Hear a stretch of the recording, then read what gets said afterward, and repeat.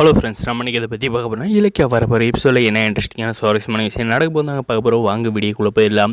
நம்மளுடைய கார்த்திகை பார்த்தீங்கன்னா, நம்மளால் யாரும் கஷ்டப்படக்கூடாது, நம்ம சாப்பிடாது இருக்கிறதுனால வீட்டில் இருக்கிற எல்லாருமே சாப்பிடாது இருக்காங்க அப்படின்ற எண்ணத்தில் பார்த்தீங்கன்னா, நாங்கள் வீட்டில் இருக்கிறவங்க எல்லாருக்கும் சாப்பாடு ஆர்டர் பண்ணி வர வைக்கிறாருங்க.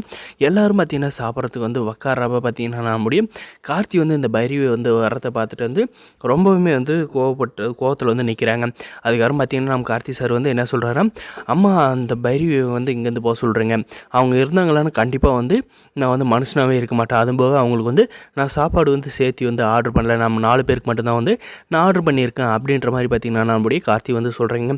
இதை கேட்ட அந்த பைரவி பார்த்திங்கன்னா, என்ன கார்த்தி, நான் உனக்கு என்ன துரோகம் பண்ணேன், அந்த அஞ்சலி பண்ண துரோகத்துக்கு நான் என்ன பண்ணேன் அப்படின்றதுக்கு கேட்டது பார்த்திங்கன்னா, நான் தான் ஆல்ரெடி சொன்னல, நீங்கள் 2 பேர் சேர்ந்து தான் என்னுடைய வாழ்க்கையை அழிச்சிருக்கீங்க.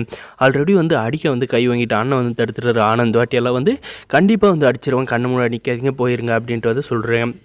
அதுக்கப்புறம் பார்த்திங்கன்னா அந்த பைரவி அந்த இடத்துல கிளம்பி போயிடுறாங்க. போயிட்ட அப்புறம் பார்த்திங்கன்னா ரொம்பவுமே யோசிக்கிறாங்க, என்ன அந்த கார்த்தி நம்ம போட்ட கூட்டத்து தடப்பட்டோம், இப்போ நம்மளை எதிர்த்து பேசுகிறானே, என்ன பண்ணுறது, எல்லாம் இது காரணம் இந்த ஆஞ்சலி தான், அவளை சும்மாவே விடக்கூடாது அப்படின்ட்டு பார்த்திங்கன்னா அவளை நேரில் பார்த்து பொழந்து கட்டணும் அப்படின்ட்டு கோவத்தோடு பார்த்திங்கன்னா கிளம்பி போகிறாங்க. கிளம்பி போயிட்டு பார்த்திங்கன்னா இந்த ஆஞ்சலி ரூமில் பூட்டி வச்சுருக்காங்க. நம்முடைய சிந்தாமணி பார்த்திங்கன்னா, என்ன மேடம் நீங்களாவது எங்கள் மேலே இறக்கப்பட்டு என் பொண்ணை பார்க்க வந்திருக்கீங்களே அப்படின்ற மாதிரி இந்த பைரவி கையில் பேசுகிறாங்க. ஆனால் பார்த்திங்கன்னா நம்மளுடைய பைரவி என்ன சொல்கிறாங்க, உன் பொண்ணை பாசத்தில் பார்க்க வரல, அவளை கொல்றதுக்காக தான் வந்திருக்கா, அவளால் எனக்கு வீட்டில் மரியாதை போச்சு, எவ் பண்ண ஃப்ராடு தானதுனால நான் வீட்டில் எல்லாருக்கையும் அசிங்கப்பட்டுட்டு இருக்கேன், எங்கடி இருக்க அஞ்சலி அப்படின்ட்டு பார்த்திங்கன்னா அவளை வீட்டுக்குள்ளே அடைச்சி வச்சிருந்தார் பேர் நான் மாசிலாமணி.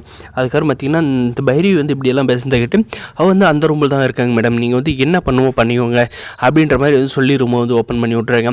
போயிட்ட அப்புறம் பார்த்திங்கன்னா இந்த ஆஞ்சலியை லெஃப்ட் ரைட்டு வாங்குறேன், ஏண்டி நீ பண்ண தப்புக்காக எங்கள் வீட்டில் நான் அசிங்கப்பட்டு இருக்கேன், நான் போட்ட கூட்டை என்றைக்கு கார்த்தி தாண்ட மாட்டேன், இன்றைக்கி என்ன எதிர்த்து பேசிக்கிட்டு இருக்கான், இதுக்கெல்லாம் காரணம் நீ தான் அப்படின்ட்டு பார்த்திங்கன்னா அடிக்கிற அடியில் பார்த்திங்கன்னா, ஆண்டி என்னை மன்னிச்சிருங்க, நான் அந்த இலக்கியம் அழிக்கணும், அவன் முன்னாடி வாழ்ந்து காட்டணும் தான் இப்படியெல்லாம் வந்தேன், ஆனால் இப்படி மாறுன்ட்டு நான் கொஞ்சம் கூட எதிர்பார்க்கல அப்படின்றாங்க.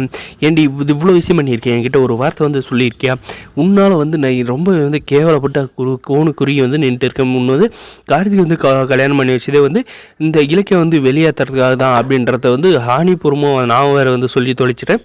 அதே கார்த்தி பிடிச்சிக்கிட்டு என் வாழ்க்கை போனதுக்கு காரணமே நீ தான் அப்படின்ற மாதிரி சொல்லிகிட்டு இருக்கான்.